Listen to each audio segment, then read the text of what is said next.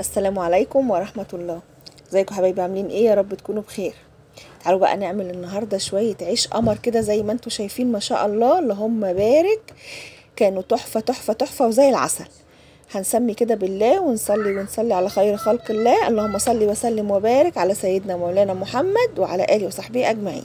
شايفين العيش بتاعي بقى ما شاء الله عليه تحفة، مفيش رغيف اسمه مقبش. بصوا حلاوته، شايفين؟ بصوا انا بس ايه بوريكم ان العيش كله ما شاء الله اللهم بارك، كل العيش اللي على الصينيه ده هيقب. يلا بينا بقى نبتدي في المقادير. معايا هنا 2 كيلو دقيق، وعندي كيلو ونص لبن رايب، الحليب الرايب يعني، او لو ما عندكيش لبن رايب ممكن علبه زبادي وتحطيها على اللبن هتقضي بالغرض. وعندي هنا قطعتين خميره ومعلقه كبيره سكر. اللبن بتاعي انا كنت مدفياه، هحط بس شويه كده على الخميره بتاعتي لانها مش فوريه، دي خميره بيره. وعايزه اقول لكم على حاجه والله يا جماعه، الشغل بالخميره اللي هي البلدي احلى بكتير قوي من الشغل بالخميره الفوريه. بصراحه بحسه بيدي طعم كده، يعني طعم مختلف غير الخميره الفوريه للعيش بتاعك او للمخبوزات عامه. حلو كده.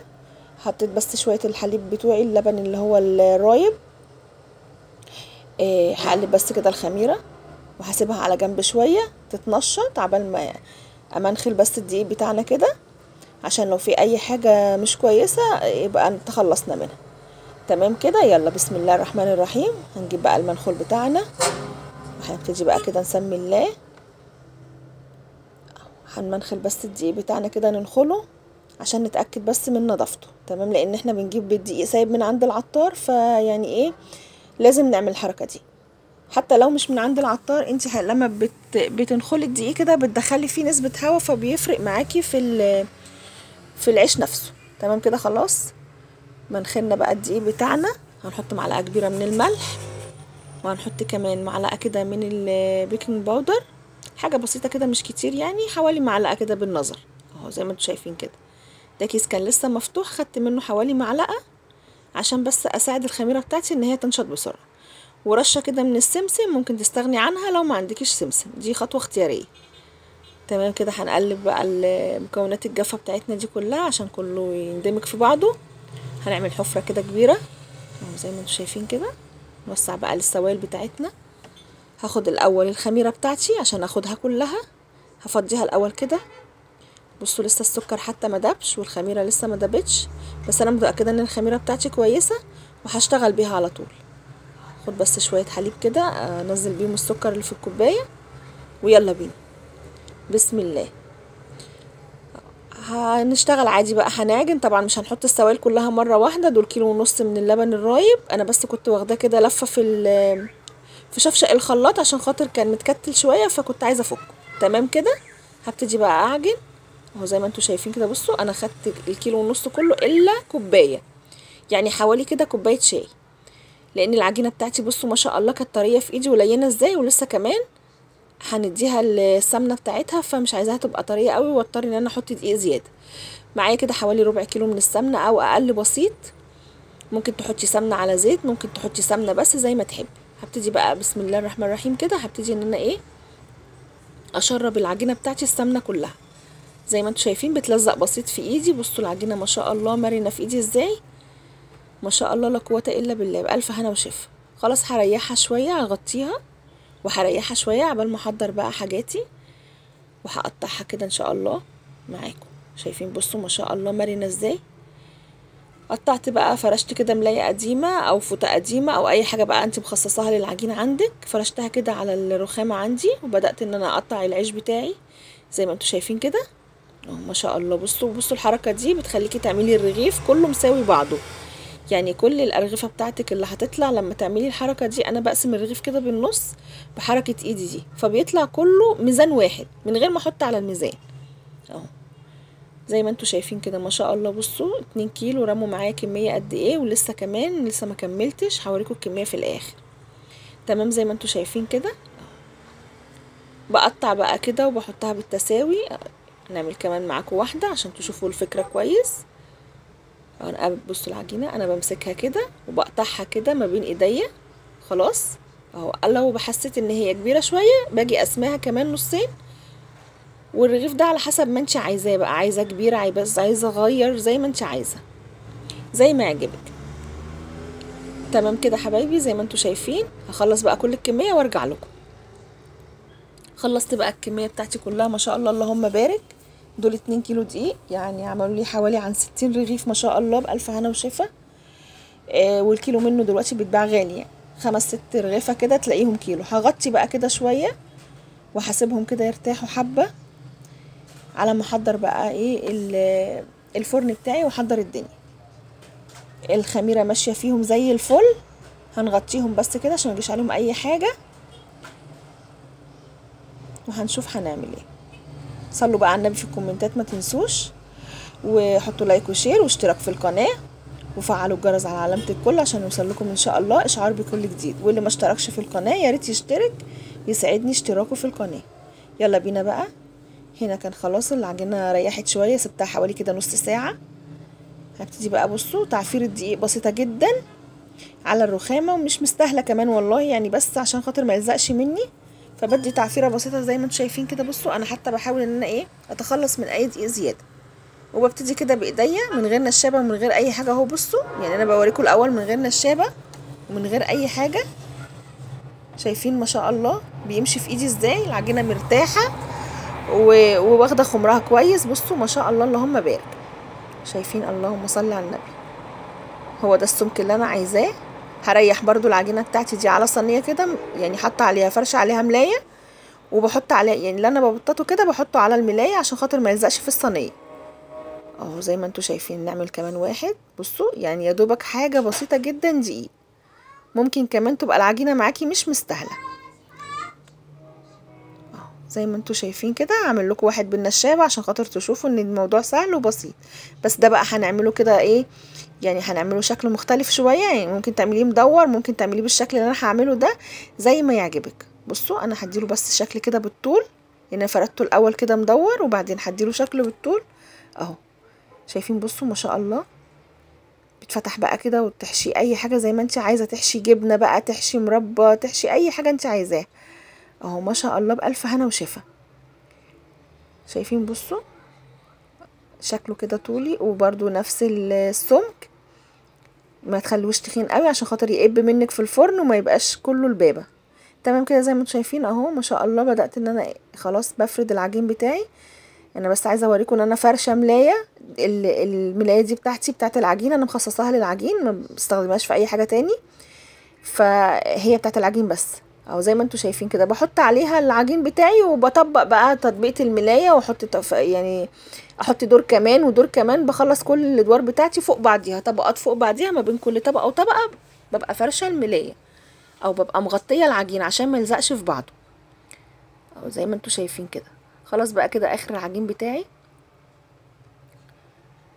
انا بحط تعفير الدقيق بسيطه جدا عشان خاطر العجينه انا سايباها يعني طريه شويه، عشان الحركه دي، عشان ان انا لما اجي افردها تتفرد معايا بكل سهوله اهو. زي ما انتوا شايفين. ثواني بس هعدل لكم الكاميرا دلوقتي، انا الكاميرا ما كانتش موضحه قوي، بس هعدلها لكم دلوقتي هتشوفوا الدنيا.